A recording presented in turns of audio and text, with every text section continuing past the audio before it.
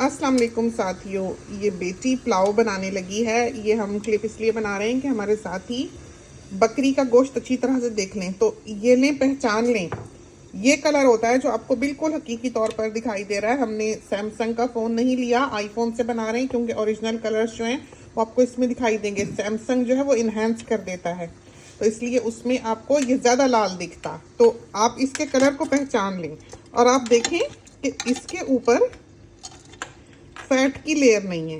देखा, जो आप लैम्प खरीदते हैं उसके ऊपर पूरा एक पतरा जो है वो फैट का होता है। चाहे जहाँ का मर्जी लैम्प हो, ऑस्ट्रेलिया को लोग कहते हैं जी यंग लैम्स आए थे, स्प्रिंग लैम्स आए थे जी, न्यूजीलैंड के आए थे। लैम ही है, जो मर्जी कर लें, आप उसको गोट से कंपेयर नहीं कर सकते। तो बहुत से साथी ये भी कहते हैं जी बू आती है तो कैसे बू जो है वो दूर करें। तो जब चीज़ ही बदबूदार हो तो आप उसकी बू दूर नहीं कर सकते। जो मर्जी कर लें, चाहे विनेगर से धो लें, चाहे नमक से धो लें, चाहे जो मर्जी कर लें, जब उस चीज़ की वो स्मेल है वो दूर नहीं होगी। उसके गोश्त में एक बू या खुशबू होती है, वो आप दूर नहीं कर सकते। तो जो रेड मीट्स में सबसे हेल्दी है, यानी कि कम अनहेल्दी है वो गोट का मीट होता है, क्योंकि इसमें फैट बहुत कम होता है। ये 20 किलो की गोट है, तो ये भी नहीं कि आप कहें कि बहुत छोटी सी है तो चलो। जो बहुत छोटी गोट होगी उसका जायका ठीक नहीं होगा, उसका टेस्ट अभी डेवलप नहीं हुआ होगा, तो वो उसमें वो मज़ा नहीं होता जो एक अच्छे जवान बकरे में होता है। तो 20 किलो, 17 किलो से 20 किलो के दरमियान की गोट लें, उसमें से वो जो वेस्टेज है वो भी होती है, तो आपके हाथ में 2 किलो कम आता है। 20 किलो की गोट लेंगे तो 18 किलो, 17.5 किलो आपके हाथ में आएगा। तो ये आप देख लें कि क्या नफीस गोश्त है, और इसका कलर देख लें। देखा आपने, पहचान लें इसको तो आपको पता लगेगा। और बाज़ दफ़ा बुचर्स जो हैं वो आराम से लैम बेच देते हैं गोट गोट कह के, तो गोट के ऊपर कभी भी फैट नहीं दिखता है। आप देख लें, इसमें फैट नहीं है, बिल्कुल वो पतरा ही नहीं है जो लैम के ऊपर होता है। तो सारे जो रेड मीट्स हैं, चाहे वो बीफ हो, चाहे वो लैम हो, चाहे वो गोट हो, वो अनहेल्दी हैं। आयरन के लिए वो बहुत ज़रूरी हैं, जिस्म के लिए बहुत ज़रूरी हैं, लेकिन इसका मतलब ये नहीं है कि आप सिर्फ उन्हीं पे गुजारा करें, क्योंकि उससे आपका कोलेस्ट्रॉल जो है वो भी हाई हो सकता है और वो अनहेल्दी है, जाहिर है एनिमल फैट है।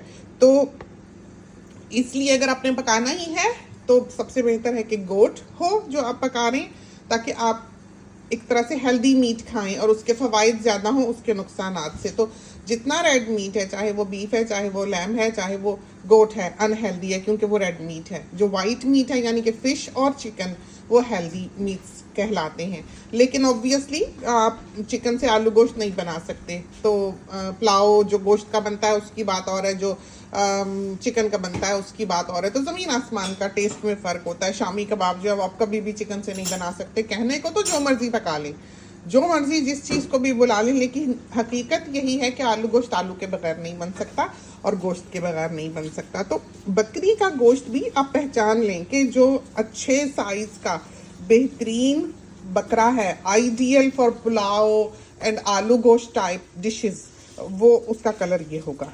तो आप ये देखें, इसमें सारा मिक्स्ड है, तो ये सारा का सारा है, सारा ही है, देख लें आप। तो इसमें दस्ती भी होगी और ये देखें फ्रंट का है, ये चाहे दस्ती का, ये भी दस्ती का पोर्शन है। तो हमारे घर वाले तो बोटी बोटी पहचानते हैं कि कहाँ की है, और खाने लगे भी जो है वो ये ऊपर का रिब का हिस्सा है थोड़ा सा। तो ये सारी मिक्स करके हमने उबाल के खैर कंटेनर्स बना के फ्रीज़र में रखे हैं, जैसे कि हम रखते हैं, और उसमें से ही एक कंटेनर जितना हमने यहाँ आलू गोश्त के लिए रखा है, और उसका हम आलू गोश्त बनाएंगे। बेटी जो है ये पोटली पुलाव बनाएगी, और शामी कबाब हम फ्रीज़र से ढूंढने गए थे, हमें मिले तो नहीं है, लेकिन भरा हुआ इतना है कि नीचे जो चीज़ें दफन हुई हैं वो हमसे निकाली नहीं जाती।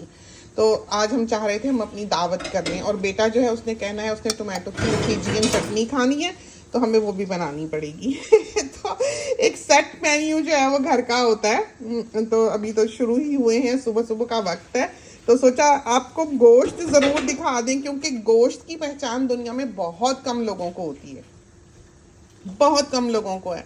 हमारा जो ननियाल है वो पहचान वाला है, उसको फ़ौरन पता लगता है गोश्त कैसा है, लेकिन हमारे ददयाल को बिल्कुल नहीं पता कि गोश्त कैसा होना चाहिए जो अच्छा गोश्त है। यानी हमारे अब्बा जान को बिल्कुल इस चीज़ का इल्म नहीं था, और अमूमन अम्मी और अब्बा की लड़ाई ही इसलिए होती थी कि अम्मी कहती थी कि ये क्या कसाई ने आपको डाल दिया है। तो ये हाल था।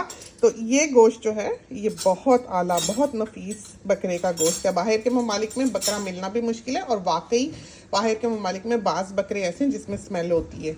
पाकिस्तान में भी होती है, ये नहीं कि यहाँ ही होती है, तो उनके गोश्त में ही स्मेल होती है। तो ये देख लें, पहचान लें, कलर देख लें और फैट देख लें, इसमें बिल्कुल नहीं होता है। चाहे जितना बड़ा बकरा क्यों ना हो, उसमें चर्बी नहीं होती है इस तरह जिस तरह के लैम में होती है। छोटे से लैम में भी बहुत चर्बी मौजूद होगी, उसके ऊपर पूरी एक फैट की लेयर होगी। हर बोटी के ऊपर एक प्लेट सी जो है, वो फिल्म सी जो है, वो फैट की चढ़ी होगी, और वो जितना बड़ा होगा उसमें तो फिर इतना इतना बड़ा टुकड़ा जो वो फैट का निकलता है। तो पकाने लगे थे, सोचा आपको दिखा दें। चलते हैं, अल्लाह हाफिज़।